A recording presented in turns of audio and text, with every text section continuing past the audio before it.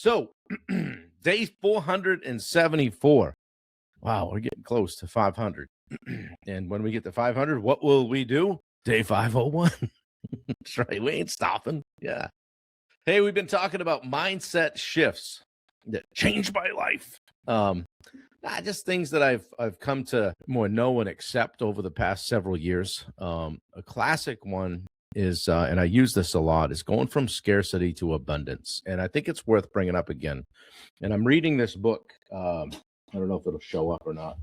I'm getting through this in the morning. It's called The Gap and the Gain. I don't know if you can read that because I got my screen blurred out, but yeah, right there. Pretty cool book. And I didn't realize how much I sometimes live in the gap. So if you read the book, you'll know what that means. But maybe I'll do a kind of a condensed version of that one of these days, just to, for those of you guys that have read it, maybe bring it back front and center, because I think it's a lot of stuff that's easy to forget. But anyway, it kind of lends itself nicely to scarcity versus abundance, or going from scarcity to abundance. A lot of people operate from a place they don't even realize, right? And that is the scarcity, right? They think, well, there's not enough work out there. People won't pay those prices. If they win, I lose. I can't afford that. Can't afford to do that. So that mindset just quietly limits everything that they do, because when you operate from scarcity, you're playing small. Winning is not even on your radar. Okay, so we're going to talk about that shift today, going from scarcity to abundance. Yeah, Justin, Katie, good to see you, man. Yeah, the old belief. I've been using that a little bit this week, like old belief, new belief. The old belief might be like, hey, there's not enough, right?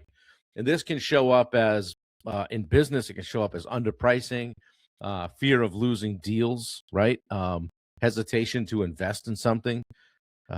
Competing instead of creating, like worrying about what that other person's doing, holding on to everything, everything bugs you, nothing, you don't shed anything. And scarcity kind of makes you defensive, right? You're kind of on the ropes, like I've talked about before.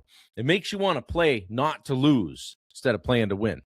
It reminds me of like when I used to play basketball, I would go out and try not to sprain my ankle, because I was prone to that. Damned if I didn't sprain my ankle every time I was thinking about it, right? Good morning, Tyler Kirk. What's happening? Tyler helped me out a lot getting the Edge Live community up and running.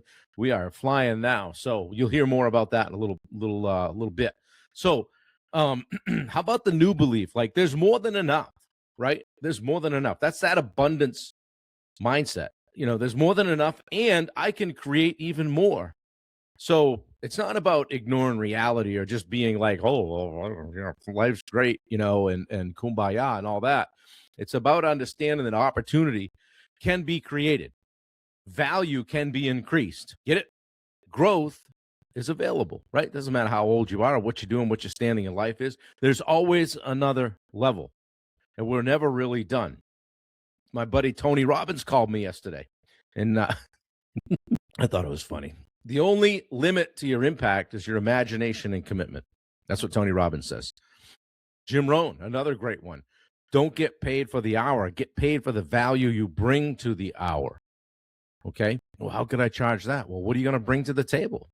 Right? Well, stop trading time for dollars. Bring value. Okay? Dan Sullivan in the book Who Not How. I was just mentioning this to somebody yesterday I was on the phone with.